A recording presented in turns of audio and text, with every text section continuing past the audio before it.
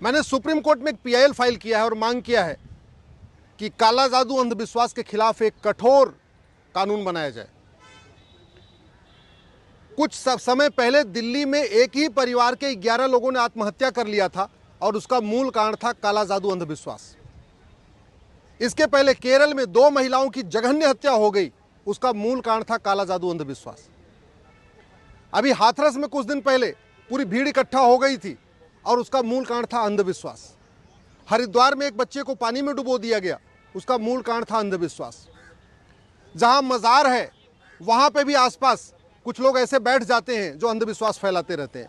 जहां दरगाह है वहां पे भी कुछ लोग बैठ जाते हैं, वहां से अंधविश्वास फैलाते रहते हैं। पंजाब में आप देख लीजिए, खुलेआम चंगाई सभा हो रही है, अंधविश्वास के नाम पे बाकायदा वहां पे लोगों को इकट्ठा किया जाता है और बाद में कन्वर्जन भी हो रहा है। तो अंधविश्वास के सहारे, काला जादू के सहारे बहुत बड़े पैमाने पे भारत में धर्मांतरण भी हो रहा है, हत्या भी हो रही है, लोगों को लूटा भी जा रहा है, लोगों को बेवकूफ़ भी बनाया जा रहा है। और उसका मूल कारण यह है कि भारत में अंधविश्वास के खिलाफ, जादू टोना के खिलाफ, काला जादू के खिलाफ कोई केंद्रीय कानून नहीं है। जब जब कहीं पे हत्याएं होती हैं, मामला मीडिया में उछलता है तो कानून बन जाता है। महाराष्ट्र में दाभोलकर की हत्या हुई, मीडिया में बात उछली तो महाराष्ट्र ने कानून बना दिया। उड़ीसा में ऐसे महिलाओं को मारा गया, मीडिया में बात उछली, उड़ीसा ने कानून बना दिया। झारखंड में महिलाओं को डाइन बता के मार दिया गया, फिर वहाँ पे मीडिया में बात उछली तो वहाँ कानून बना दिया गया। तो जब जब कोई बड़ी घटना होती है तब तो कानून बन जाता है, लेकिन ये समस्या पूरे देश की है। ये अंधविश्वास की समस्या, काला जादू की समस्या पूरे देश की है, इसलिए केंद्रीय कानून बनाना बहुत ज़रूरी है। आज माननीय सुप्रीम कोर्ट में चीफ जस्टिस ऑफ इंडिया साहब की बेंच ने इस मैटर को सुना। उनका ये कहना था कि मैटर तो अनिवार्य बहुत ज़रूरी है, काला जादू खत्म होना चाहिए, अंधविश्वास खत्म होना चाहिए, लोगों के अंदर तार्किक सोच विकसित होनी चाहिए, लोगों के अंदर वैज्ञानिक सोच विकसित होनी चाहिए। लेकिन इसके लिए सुप्रीम कोर्ट कानून नहीं बना सकता। मैंने अपनी बहस में कई सारे पहले इसके कमेटीज़ बन चुकी उसका हवाला दिया। भारत के पूर्व chief justice JS Verma committee ने भी बाकायदा वैज्ञानिक सोच विकसित करने, फंडामेंटल ड्यूटी को सबको समझाने के लिए सिफारिश किया था, वो लागू नहीं हुई।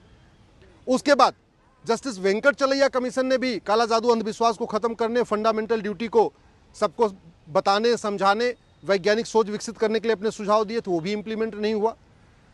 कई सारे और लोगों ने, बहुत सारे सोशल एक्टिविस्ट ने भी इसके ऊपर अपना सजेशन दिया था कि कैसे वैज्ञानिक सोच विकसित किया जाए, तार्किक सोच विकसित किया जाए, लेकिन उस पर अभी कार्रवाई नहीं हुई। प्राइमरी के स्कूलों में चैप्टर भी नहीं है अंधविश्वास के खिलाफ, काला जादू के खिलाफ वैज्ञानिक सोच विकसित करने के लिए, उस पर चैप्टर भी नहीं है। लेकिन माननीय सुप्रीम कोर्ट का कहना है कि कानून बनाना संसद का काम है, सरकार का काम है, सुप्रीम कोर्ट का नहीं। इसलिए मैंने अपनी याचिका वापस ले लिया है। मैं अपनी पिटीशन की कॉपी अब गृह मंत्रालय को दूंगा, कानून मंत्रालय को दूंगा और 3 महीने तक इंतजार करूंगा। आशा करता हूं कि अगले 3 महीने के अंदर केंद्र सरकार काला जादू अंधविश्वास खिलाफ राष्ट्रीय स्तर पर कानून बनाएगी। अलग से कानून नहीं बनाना तो कोई बात नहीं, जो भारतीय न्याय संहिता बनी है उसी में एक चैप्टर जोड़ दिया जाए, offence relating to superstition, offence relating to black magic, offence relating to sorcery. तो अंधविश्वास, काला जादू, जादू टोना रोकने के अलग से कानून की जरूरत नहीं है। जो भारतीय न्याय संहिता बनी है उसमें एक नया चैप्टर भी जोड़ा जा सकता है या नया कानून भी बनाया जा सकता है। वो सरकार की मर्जी है, वो पार्लियामेंट की मर्जी है, जो करना करे, लेकिन इसको रोकना बहुत ज़रूरी है। पूरे 5 राज्यों से बड़े पैमाने पे बच्चों को किडनैप किया गया, असम से, बंगाल से, बिहार से, झारखंड से और उत्तर प्रदेश से गरीब बच्चों को कन्वर्ट किया गया और उनके अंदर अंधविश्वास फैलाया गया। उनको ले जाके केरल में ले गए और वहाँ पे बाकायदा उनको कन्वर्ट कर दिया गया। 60,000 बच्चों को 5 राज्यों से उठाया, उनको केरल ले गए, यतीम खानों में रखा, उनके अंदर अंधविश्वास फैलाया और उन सबको कन्वर्ट कर दिया गया, सबको मुस्लिम बना दिया गया। ऐसी घटनाएं भी, इसकी CBI जांच भी चल रही है।